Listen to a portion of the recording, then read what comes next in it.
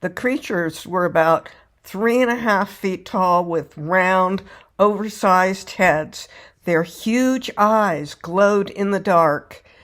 They had long arms that ended in enormous hands with claws. News accounts later described them as little green men. I'm talking about the creatures of the infamous Kelly Hopkinsville Encounter, also called the Kelly Green Men case or the Hopkinsville Goblins case, which took place in the mid-1950s near the communities of Kelly and Hopkinsville in rural Kentucky.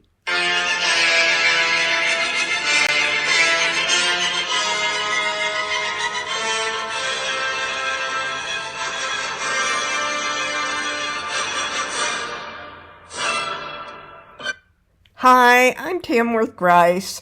Welcome to my channel, the Tamworth Grice Files, a place where you will find cases that are spooky, macabre, fascinating, supernatural, and just plain weird. And in each instance, I have a personal connection to the story, so be sure to stick around to the end to hear about that. The Kelly Hopkinsville Encounter is one of the best known and best documented of all close encounters of the third kind incidents. Many are skeptical and claim it was due to misidentification of natural phenomena such as meteors or owls. Additionally, it's often ridiculed, perhaps because the witnesses were poor and uneducated. Nevertheless, at the time of the incident, authorities took the case seriously enough to dispatch officers from nearby Fort Campbell, Kentucky. On August 21st, 1955, at 7 p.m., 8 adults and 3 children were inside a farmhouse in rural Kentucky when the family dog barked violently and hid. Billy Ray Taylor and Elmer Sutton went outside with their guns and saw a glowing 3.5-foot tall creature with a round, oversized head.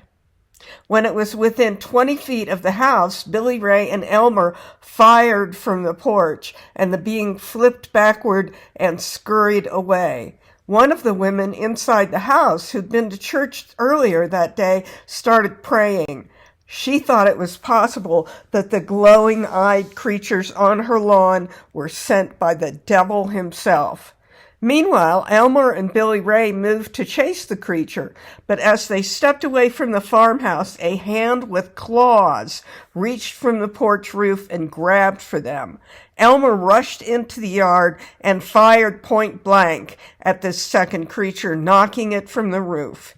Elmer's brother, J.C. Sutton, cried out that a creature was peering into the house through a window. J.C. and Billy Ray opened fire, and it, too, flipped over and fled. Then another creature appeared in a nearby maple tree. J.C. and Billy Ray knocked it off the limb with their gunfire, and it floated to the ground and ran away. Yet another creature came around the side of the house, and the men fired some more. Their bullets gave off metallic sounds as they hit it, as if a metal bucket had been hit by gunfire, but the creatures scurried off unhurt.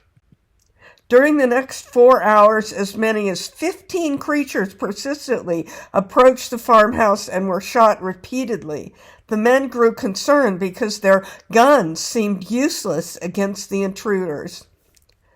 At around 11 p.m., a state highway patrol officer near Kelly, oblivious to the ordeal taking place in the farmhouse, observed what he called meteor-like objects overhead, accompanied by a sound similar to artillery fire.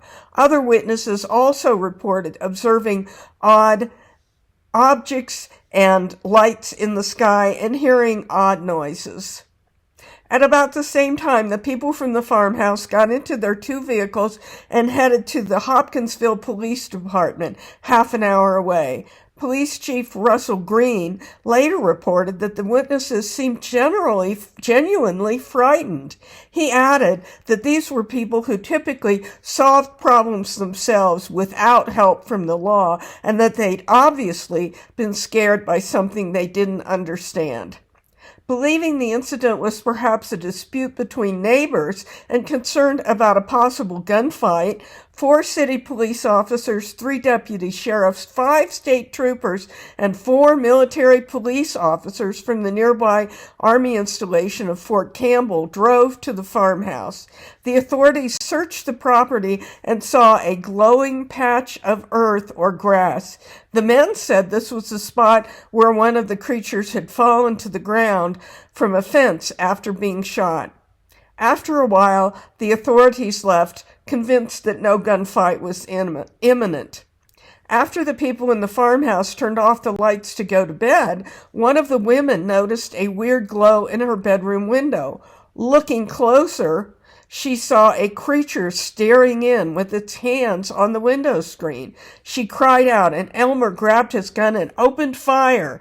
For the rest of the night, the beings continued to appear around the farmhouse. The last one was seen half an hour before dawn. After that, they never returned.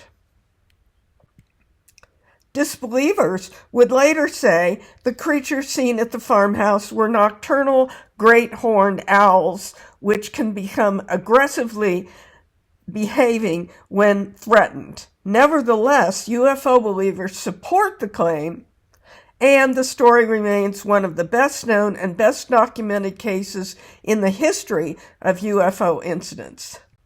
Now for my personal connection to the story. I'm from Kentucky, and I had a cousin, actually my mother's cousin, my second cousin, from Hopkinsville, who claimed that he knew of the incident. He said it was a total hoax. He pointed out that some of the individuals, including Billy Ray Taylor and Elmer Sutton, were carnies, traveling carnival workers, and that they had made up the account to attract tourists for money. The local and national press picked up the story, adding details such as the idea that the creatures were green. The witnesses had said they were gray or silver-colored. Within days, a line of cars was coming down the highway to the farmhouse, eager for a glimpse at the place where the little green men had appeared. Taylor and Sutton charged the tourists for entry to the property and for photographs, my cousin said, and this reinforced his claim that the incident was invented as a money-making scheme. So, what do you think? Is the Kelly Hopkinsville event a true story of an alien encounter, or did the people in the farmhouse invent the whole thing as a money-making scheme? Do you believe in aliens and UFOs? Have you ever had an alien encounter or seen a UFO? Leave your answers in the comments.